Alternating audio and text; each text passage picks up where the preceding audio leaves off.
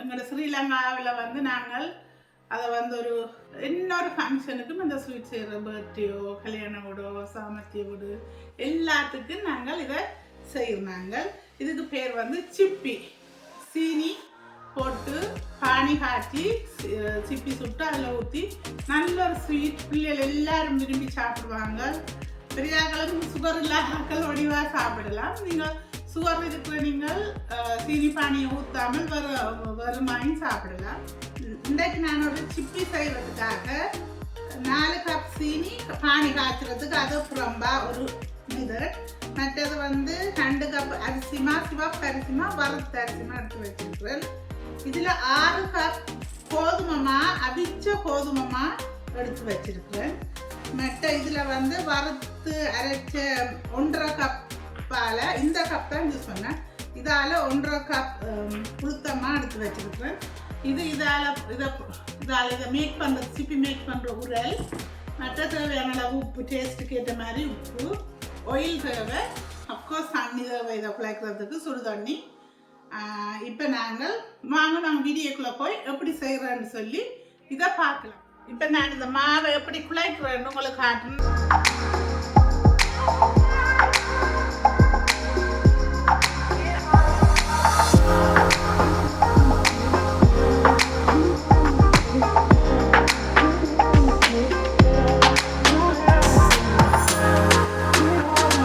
இதில் நான் கொதிக்க வச்ச தண்ணி எடுத்து ஒரு 8 மினிட்ஸ் ஆற விட்டுட்டு இதுக்குள்ள ஊற்றுறேன்.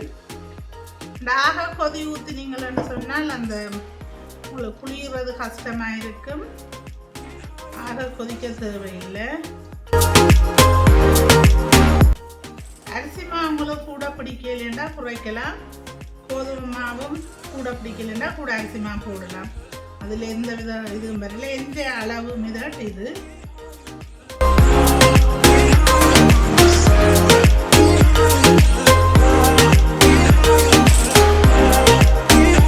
இப்போ அந்த உளுத்தம்மா நானே அரைச்சி இருந்தோடைய நல்ல வாசமாக இருக்குது. உளுத்தம்மா எப்போ நீங்கள் வறுத்து அரையுங்கோ அதில் நல்ல வாசமாக இருக்கும், கடமாக வேண்டாமல்.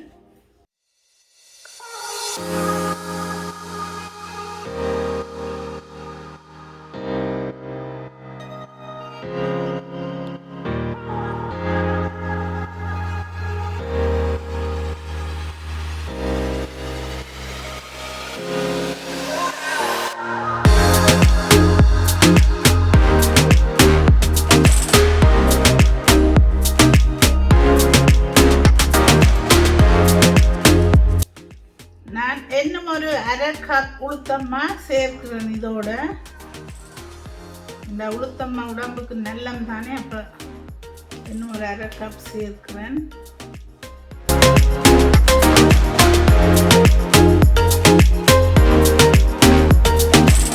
இப்போ டோட்டலாக 2 கப் உளுத்தம்மா சேர்த்துருக்குறேன்.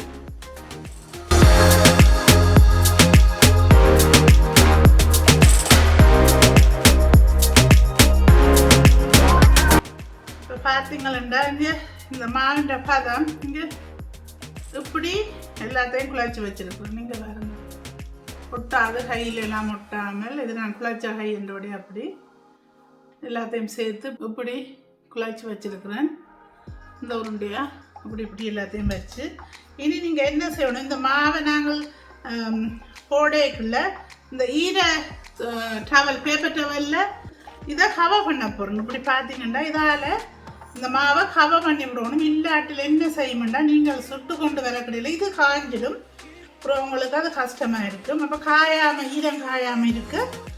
இப்படி அருகால எடுத்து நாங்கள் புளிஞ்செடுக்கலாம். சரி, அதால் நான் இப்படி காய மூடி விட்டுருக்குறேன். ரெண்டு அரிசி மா போட்டு நாங்கள் அது உடனே காய பார்க்கும். இப்பயும் நாங்கள் என்ன பலகாரம் செய்கிறோண்டாலும் ஒரு சைடால் இப்படி மூடி விட்டுட்டு செய்யலாம். இப்போ இதில் பார்த்தீங்கன்னா நான் இப்படி உருண்டை எடுத்து வச்சு இந்த உரலுக்கு எண்ணெய் பூசி இருக்கிறேன். அது ஈஸியாக இருக்கும். ஒரு கப் பூசினா காணும் உங்களுக்கு.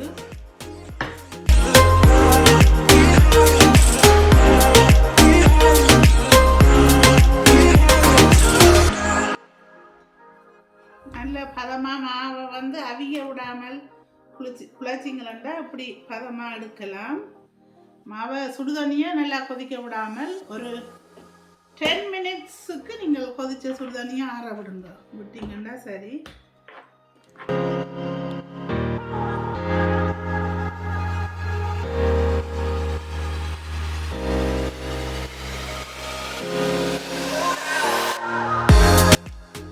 நீட்டு பலகை இருந்தால் என்ன நல்லா விளையாட்டு இந்த இந்த இதுலேயே நாங்கள் வெட்டலாம். நான் இப்போ இதில் உங்களுக்கு காட்டுறதுக்காக நீங்கள் தூக்கி காட்டுறதுக்காக நான் இப்படி வெட்டினான். இப்படி இப்படி நீங்கள் அதை வெட்டிட்டு இந்த சைஸில் இந்த இதில் ஒரு பிளேட்டை வச்சுட்டு இதை போடுவோம். அதில் ஒன்றுமே உங்களுக்கு பயம் தேவையில்லை. இந்த மாவை சரியாக குழச்சிங்கன்னு சொன்னால் அதை ரொட்ட மாட்டேன். ரெண்டோடு உண்டு.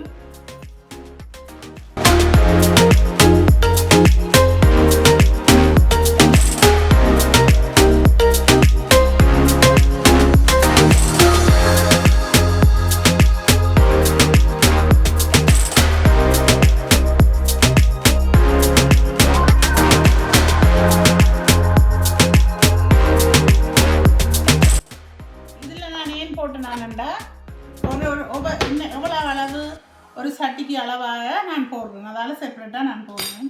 புளிஞ்சு வச்சுட்டு தான் நான் கொதிக்க தொடங்க. எண்ணெயை கொதிக்க வச்சுருக்கேன். ஒரு சட்டி எடுத்து ஒன்று கொதிச்சுட்டுதுன்னு நினைக்கிறேன். கொதிச்சுட்டுது.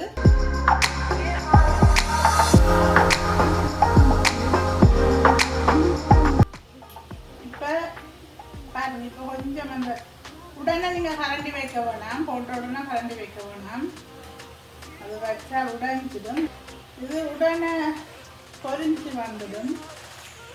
நல்ல பெருசாக மினைக்கிற தேவையில்லை. இருக்கு எது முதல் புளியுறீங்களோ, இந்த பிளேட்டில் புளிஞ்சு எதை முதல் போட்டுறீங்களோ அதை தான் முதலும் சுட வேணும். அப்புறம் வச்சிங்களா அது காஞ்சிடும். அப்போ அதுக்காக நீங்கள் எதை முதல் போடுறீங்களோ அதை சுடுங்க. இப்போ பாருங்க, இதில் முருமரண்டு சரசரண்டு இருக்குது. எண்ணூறு கொஞ்சம் பொரிஞ்ச உடனே நாங்கள் இதை வைக்கலாம்.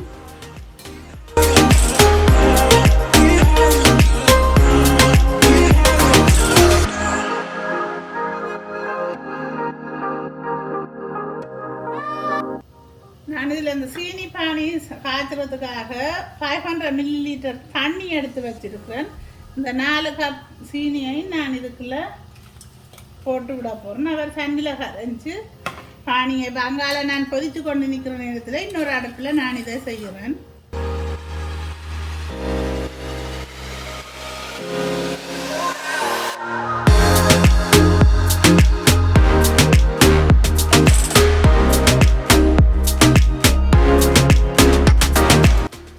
இப்போ நான் ரெண்டையும் சரியான டைமில் கொண்டு வரேன். இது ஒரு 20 மினிட்ஸ் இதை நான் காய்ச்சி கொண்டிருக்கிறேன். இது ஆல்மோஸ்ட் டன். நான் உங்களுக்கு அதை காட்டுறேன். இப்போ நான் இப்போ இதுண்ட நெருப்பையும் குறைச்சி விட்டுருக்குறேன். இப்போ இவரையும் பார்த்தீங்கன்னு சொன்னால் இவரும் கடைசியானது நான் போட்டிருக்கேன். இப்போ ரெண்டும் நான் ஒரே தரத்தில் இதை முடிக்கிறேன். இந்த இதில் வர புளியை நான் இதுக்குள்ள விட்டால் அது விழுந்து கீழே கலங்கக்கூடாது. இப்போ சரியான பதம் இதில் பார்த்தீங்கன்னு சொன்னால் இதுக்குள்ள இருக்கிறது அப்படியே சரியான பதத்தில் இருக்குது. அரங்கம் இல்லை, இது ஒன்றுமே செய்யலை. இதை நீங்கள் பாருங்க, அப்படியே அந்த துளி இருக்குது. இது சரியான பதம். இப்போ நான் நீங்கள் பார்த்தீங்கன்னா இதில் போட்டுட்டு இதை மிக்ஸ் பண்ண போகிறேன். இதில் பாருங்க, நான் கொஞ்சம் முதல் ஊற்றிட்டேன். இப்போ இன்னும் இருக்கா பானியை நான் இதில் போடுறேன்.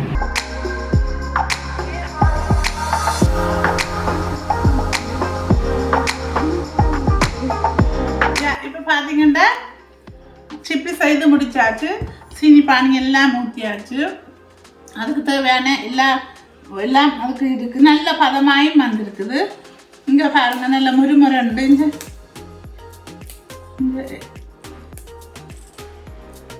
நல்லா இருக்குது.